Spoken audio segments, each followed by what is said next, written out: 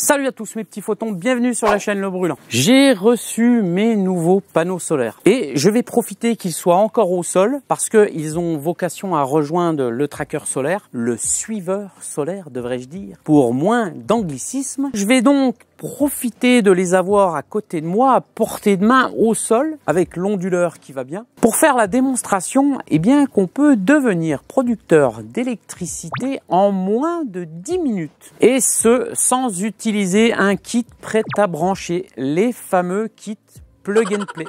Les systèmes plug and play qui sont quand même aux alentours de 700 € les 400 watts. Ça fait quand même un paquet de caillasses. Au passage, pour les puristes, vous noterez que je viens de faire un abus de langage, puisque j'ai parlé de produire de l'électricité. Or, l'électricité ne se produit pas. On ne peut pas produire d'électricité. Par contre, on peut transformer de l'énergie solaire en électricité. Je vais quand même continuer à utiliser cet abus de langage parce que en fait c'est bien pratique.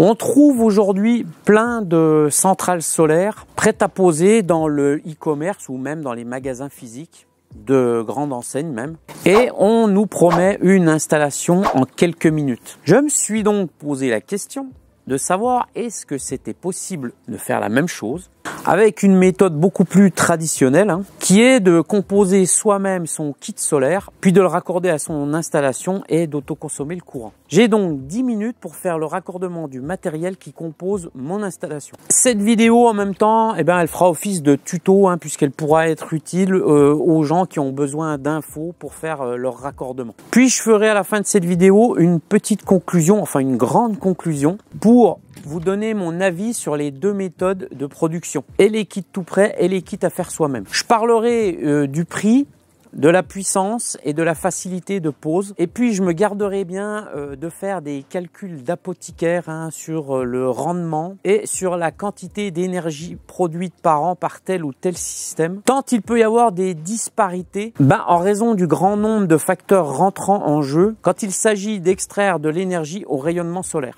Allez, défi! Du coup, comme j'ai à peine 10 minutes, je vais vous présenter le matos en même temps que je vais faire les raccordements. Ici, on a un micro-inverteur, un onduleur. C'est un DS3 qui accepte 2 panneaux. C'est de la marque AP System.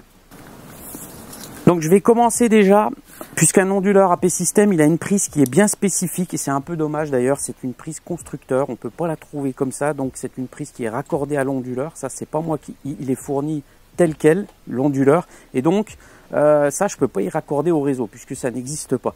Donc, on est obligé d'acheter. Ça, c'est bien dommage. C'est un cordon qui est fourni avec. Voilà, c'est celui-là. Donc ça, c'est une prise mâle. Ça, c'est une prise femelle. Il y a un pocayoke, un détrompeur. On peut pas se tromper de sens. Donc, je vais déjà commencer par raccorder mon cordon à l'onduleur. Voilà, c'est fait. Vous voyez, on va dire que c'est assez simple. Donc maintenant, le but, le bout de ce cordon là, il a des fils dénudés. Voilà, donc il y a un marron, un vert jaune, un bleu. Je vais essayer d'aller un peu plus vite. Donc ce câble là, il va falloir que je le raccorde au câble que je vais brancher à mon réseau. Alors pour ce faire, je vais utiliser un autre cordon. Donc ça, c'est du câble du 3G15. Donc c'est 3G15, ça veut dire quoi? Ça veut dire qu'il y a 3 conducteurs à l'intérieur, dont le vert jaune qui est la terre. Le G indique qu'il y a la terre. Et donc, il va falloir que je les raccorde ensemble. Alors pour les besoins de cette vidéo, pour que ça soit bien clair pour tout le monde, que vous voyez bien les fils, ce que je vais faire, moi j'utilise une grosse boîte comme vous voyez là, parce que ça rend beaucoup mieux à la vidéo. J'aurais pu utiliser une autre prise, il existe des prises standards qui sont prévues à cet effet pour le solaire, elles sont faites exprès. Mais là, pour les besoins de cette vidéo, j'ai préféré passer avec une boîte comme ça pour bien vous montrer les raccordements. Donc, l'électricité, les couleurs, c'est comme les Scooby-Doo, c'est joli, c'est plein de couleurs. Donc, je branche les marrons ensemble, voilà, je branche les bleus ensemble. Donc, je vous conseille, si vous faites de l'électricité, d'utiliser des borniers à connexion rapide comme ceux-là, parce que c'est hyper fiable. C'est super pratique, enfin c'est que du bénéf. Avant on avait des vieux sucres avec des des vis à visser toute la journée. C'était vraiment la misère. Et regardez aujourd'hui avec quelle facilité on fait du raccordement électrique, quoi. Ça m'a pris 10 secondes, quoi. Donc voilà. Maintenant, j'en suis où? Le câble réseau arrive là-dedans et il repart dans ce câble-là. Et ce câble-là, maintenant, eh bien, au bout, il va falloir que j'y mette une prise de courant. Alors, vous allez voir, c'est pas une prise de courant sortie de l'espace, c'est une simple prise de courant, tout ce qu'il y a de plus banal, hein, que vous connaissez. Donc, je vais raccorder ces fils dénudés à cette prise de courant. Alors, il faut cracher un peu, hein, si on veut que ça rentre. Bah oui. Bah oui. Ça, tout le monde le sait. Vous n'avez rien appris. Donc, le vert jaune, il va sur la borne de vert jaune. Et puis, le bleu, c'est le neutre, il va à gauche. Et le marron, c'est la phase, il va à droite. Parce que quand vous regardez une prise murale, ça, c'est une convention. Chez vous, dans les prises murales, eh bien, le neutre, il est tout le temps à gauche. C'est comme ça dans le bâtiment.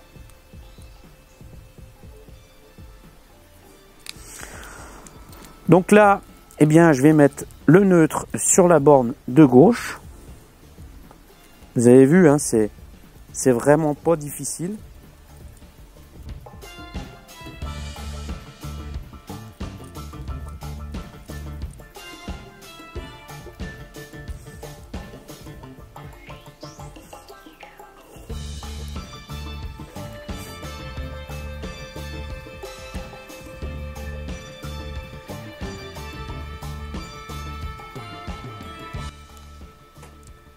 Voilà, mon câble est prêt à être connecté au réseau.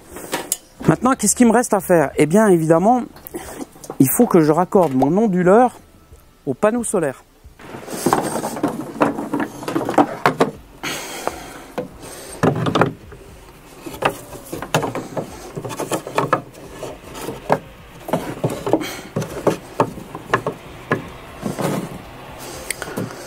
Alors là, il n'y a vraiment rien de plus simple.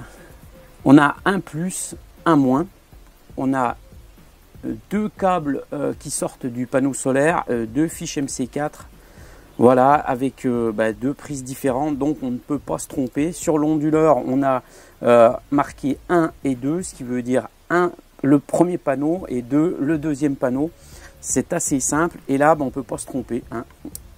On en fiche simplement les mâles dans les femelles, papa dans maman, elle n'est pas belle la vie. Et voilà, l'onduleur a déjà clignoté rouge puisque il a été raccordé au panneau solaire. Mais comme il n'est encore pas raccordé au réseau, eh bien, il ne produit pas d'électricité. Maintenant, il me suffit de connecter cette prise au réseau de ma maison. Alors là, il n'y a rien qui sort, hein, puisque ces onduleurs, ils sont protégés. C'est-à-dire que quand ils ne sont pas connectés au réseau, ils ne débitent absolument rien. Il n'y a aucun risque d'électrocution. Bah ouais, parce que ça serait quand même hyper dangereux de faire sortir du jus au bout de fiches comme ça, de fiches mâles. Donc maintenant, je vais me raccorder au réseau et je vais devenir producteur d'électricité. Je vais faire une chose complètement dingue, je vais doubler ma capacité de production. Pour ce faire, je vais avoir besoin d'un deuxième panneau, ça tombe bien, il est là.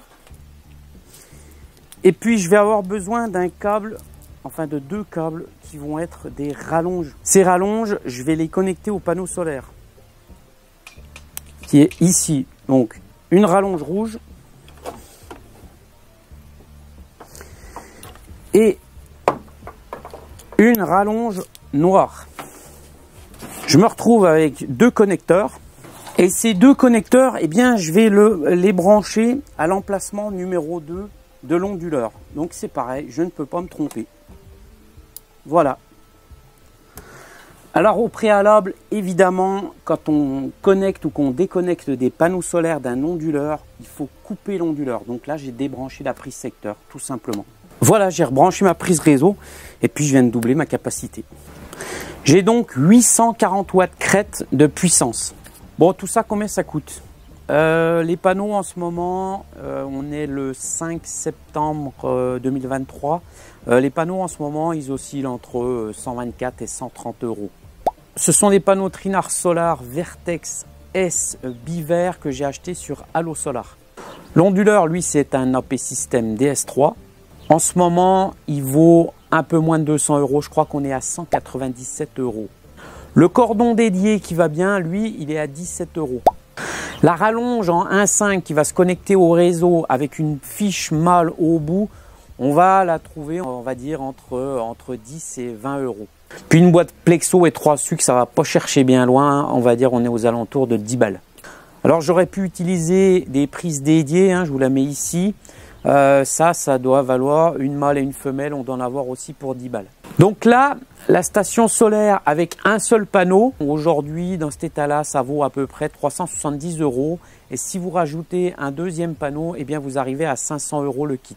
Aujourd'hui, en moyenne, un produit composé d'un panneau de 400 watts crête coûte entre 6 et 750 €. Ce système est donc environ 3 fois plus cher que le système à composer soi-même. Ça fait quand même une sacrée différence. Comment se fait-il alors que les centrales solaires aient autant le vent en poupe auprès du grand public? Premièrement, le marketing. On pourra dire ce qu'on veut, mais leur marketing, il est propre et ça tabasse. Je vous invite à consulter les sites des grandes marques. C'est accrocheur, ça fait rêver et ça donne surtout envie d'acheter. Deuxièmement, eh bien, la promesse, bien évidemment, de faire des économies sur sa facture. Et ça, aujourd'hui, ça fait sens pour tout le monde. Troisièmement, la facilité d'installation. Et c'est sur ce point que les fabricants, ils ont été géniaux.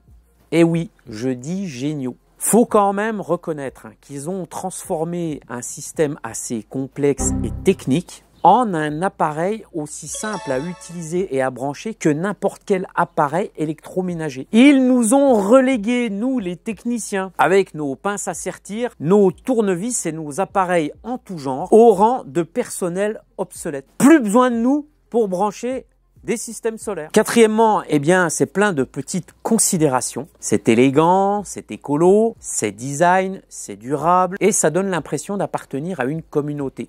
La communauté des producteurs d'électricité verte. Un peu sur le modèle marketing à la pomme. Et enfin, pour finir, c'est connecté. Puisqu'à l'aide d'une simple prise communicante, vous pouvez monitorer votre production solaire. Loin de moi l'idée de cracher sur les centrales solaires toutes prêtes. Je pense que ces produits, en fait, ils répondent tout à fait à une demande et à des exigences de clients qui n'ont pas envie ou qui n'ont tout simplement pas les compétences pour réaliser les branchements que vous m'avez vu faire dans cette vidéo. Et non, ce n'est pas à la portée de tout le monde. Comparons maintenant ma centrale solaire. 840 watts crête pour à peine plus de 500 € et avec aussi du matos de très bonne qualité. Et oui, quand il s'agit de gratter et de racler pour avoir les choses moins chères, moi je passe en mode ratasse. Pas moyen que je paye le prix fort. Comment se fait-il alors que tout le monde ne passe pas au solaire façon oursin dans les poches? C'est assez simple. Un panneau solaire ne peut pas être installé sans un support. Sinon, ça sera forcément de la bouse. Quand le kit solaire prêt à poser propose de déballer le carton, de déployer les pieds et de brancher simplement ça sur une prise de courant pour fonctionner, le kit à faire soi-même, c'est pas du tout la même histoire. Parce que vous l'aurez remarqué, mes panneaux, eux, n'ont pas de support. Et c'est ça qui fait toute la différence. Ce n'est nullement à négliger et c'est même primordial. Si j'ai passé moins de 10 minutes à raccorder mes panneaux solaires, comme vous l'avez vu dans la vidéo, j'ai passé plusieurs heures à l'atelier pour réaliser mes supports. Et encore plusieurs heures à les fixer solidement à leur emplacement. Et ce n'est pas donné à tout le monde de le faire. Quant au support tout prêt dans le commerce, je vous invite à consulter les tarifs. C'est extrêmement cher et ça fait vite grimper la facture. Je réalise donc mes supports moi-même sur la base de matériaux de récupération parce que j'ai la capacité de le faire, les compétences et que j'ai toujours des trucs de récup chez moi. Pour finir, en termes de design, de durabilité, d'économie et de connectivité, chaque système réalisé soi-même sera plus ou moins qualitatif selon les moyens qu'on lui allouera. Par exemple, pour la connectivité,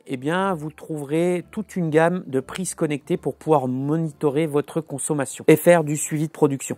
Il me reste à aborder bien évidemment le sujet de la sécurité. Je sais très bien, je sais pertinemment que Jean-Michel, la Sécu, va venir me dire dans les commentaires qu'il n'a pas vu de câble de terre sur mon installation à la sauvage. Pourtant, les systèmes plug and play ne sont à la terre que par le câble qui les relie à la prise murale de la maison. Ils n'ont pas de câble dédié avec un joli piquet de terre enterré dans le gazon fraîchement tondu par la dernière tondeuse Ecotruc.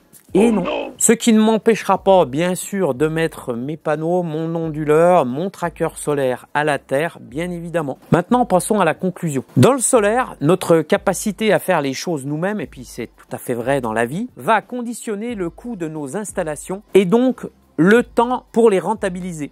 Plus on fait les choses nous-mêmes, moins c'est cher, plus vite c'est rentable. Aujourd'hui, faire soi-même sa propre centrale solaire, ça reste quand même quelque chose d'abordable. Et puis, c'est aussi facile finalement à raccorder qu'une machine à laver. Alors bien sûr, le matos y aide bien. Les prises telles qu'elles sont faites, les détrompeurs, les couleurs de fil, les borniers automatiques, les cordons préfabriqués, etc., etc. Il y a quand même peu de risques de faire des conneries au moment du raccordement électrique. Je vous invite donc, si vous voulez passer à l'énergie solaire, à bien évaluer vos capacités techniques avant de vous lancer. Mais je vous encourage vivement à le faire vous-même parce que vous y gagnerez en compétences, en vitesse de retour sur investissement et aussi, quoi de plus cool de voir son compteur Linky à 0 et de se dire qu'on y a fait nous-mêmes. Voilà mes petits photons pour cette vidéo. J'espère qu'elle vous aura intéressé et qu'elle vous aura plu. Si c'est le cas, n'hésitez pas à lâcher un petit pouce pour le bonhomme. Je vous dis à tous à très bientôt. Je vous fais à tous un gros bisou. Prenez bien soin de vous. C'était Gérald pour le brûlant. Salut!